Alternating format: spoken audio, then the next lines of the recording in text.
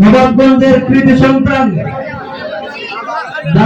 দেওবন্দের জীবন্ত নমুনা হযরতুল আল্লাম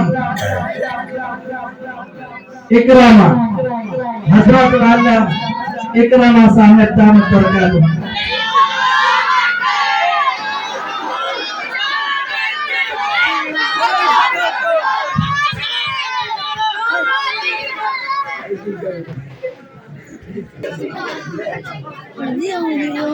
السلام عليكم ورحمة الله وبركاته. إن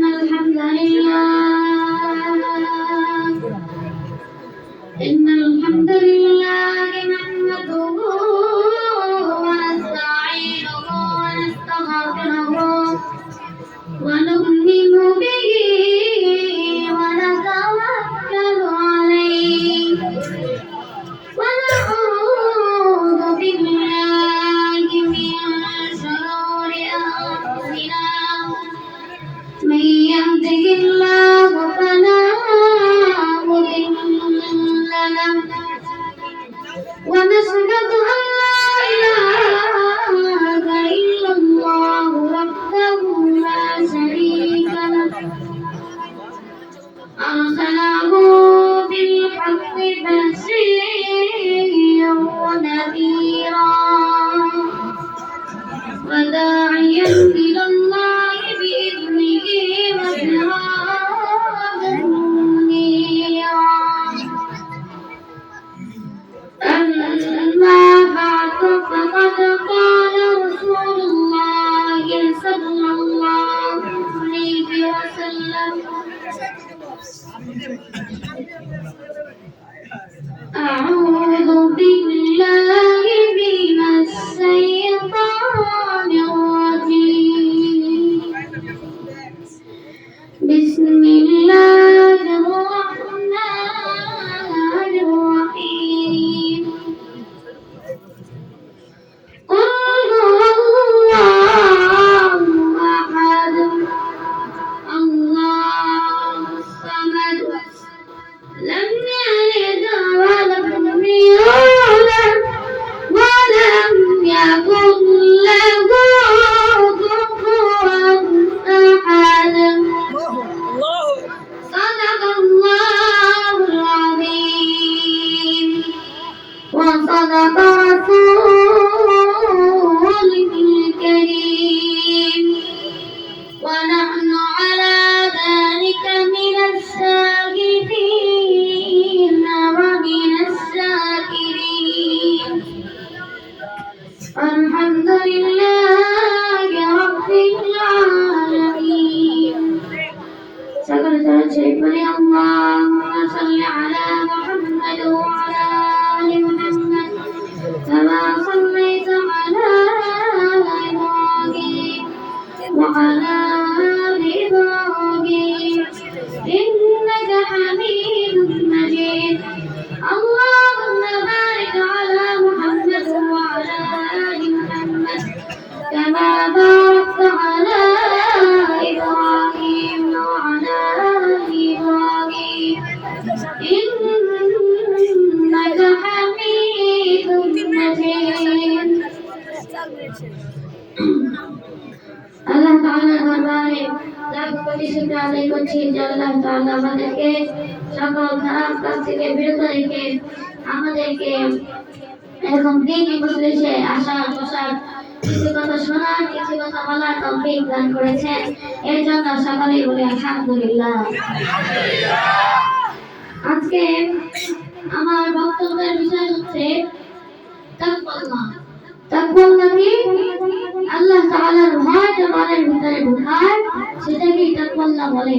আর যার ভিতরে তাকওয়া থাকে সে আল্লাহর ভয় যদি মনের ভিতরে রাখে তাহলে সে যদি জাহান্নামেও যায় তাহলে সে জান্নাত পাবে। সে যদি গুনাহগার হয় তার ভিতরে যদি তাকওয়া থাকে তাহলে আল্লাহ তাআলা তার জীবনের সকল গুনাহকে মাফ করে দেয়। তাকওয়া কেমন? তাকওয়া হচ্ছে অমরের মতো মানুষদের মতো, অমরের মতো এবং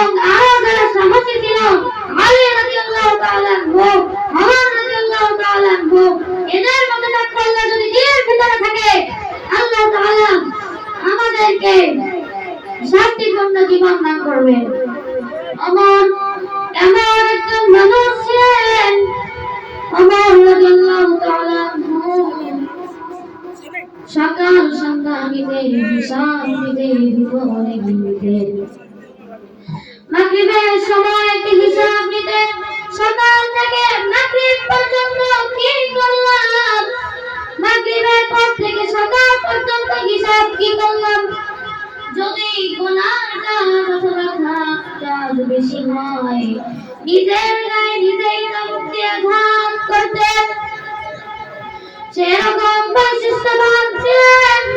একটা লোক তার কাছে দুধ নিয়ে আসছেন খাওয়ার জন্য, সে আল্লাহ তাআলার ভয়ে সে দুধ খাইতে পারেন নাই। খেয়েছিলেন ঠিক, কিন্তু পরে আবার বমি করে ফেলাই দিয়েছিলেন, কারণ তার গরু ছাগল অথবা উট থেকে যখন দুধ দোয়ায় সেই দুধ জাকাত ফিতরা হিসাবে জায়গায় জায়গায় পৌঁছায়। সেই জাকাতের দুধ এক লোক পেয়েছে, পাওয়ার পরে ওমর রাদিয়াল্লাহু তাআলা আনহুর কাছে নিয়ে এসেছে। ওমর রাদিয়াল্লাহু তাআলা আনহু তার দুধ গ্রহণ করে দুধ খেয়ে বলে, তুমি এই দুধ কোথা থেকে এনেছো? তোমার বাসায় যে গরুগুলো লালিত হয় সেই গরুর দুধ নিয়ে এসেছো। সে বলে, না, প্রতি বছর যেই সপ্তাহ দুধ যে সবাইকে বিলিয়ে দেওয়া হয় সেই দুধই আপনার কাছে নিয়ে এসেছি। সে বলে, না, এই দুধ আমি খেতে পারবো না, কিন্তু এখন আমি এই দুধ কি করবো, খেয়ে ফেলেছি, তুমি পানি নিয়ে আসো। পানি নিয়ে আসার পরে সে পানি খেয়ে বমি করলেন। বমি করার পর যখন সব দুধ বের হয়ে গেল, এরপরে সে বললেন, এখন তুমি যেতে পারো। এরপর যখন তার মৃত্যু হওয়ার পর যখন তার গোসল দেওয়া হচ্ছিল, তখন তার পিঠ থেকে সকলে বলে যে চাবুকের দাগ কেন?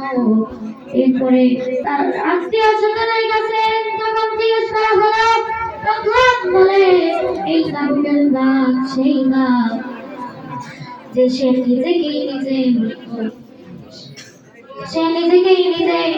চাবুক দিয়ে আঘাত করতো, এর জন্য তার শরীরে এই আঘাত। আমি যে কথা বলে যে যিনি কথা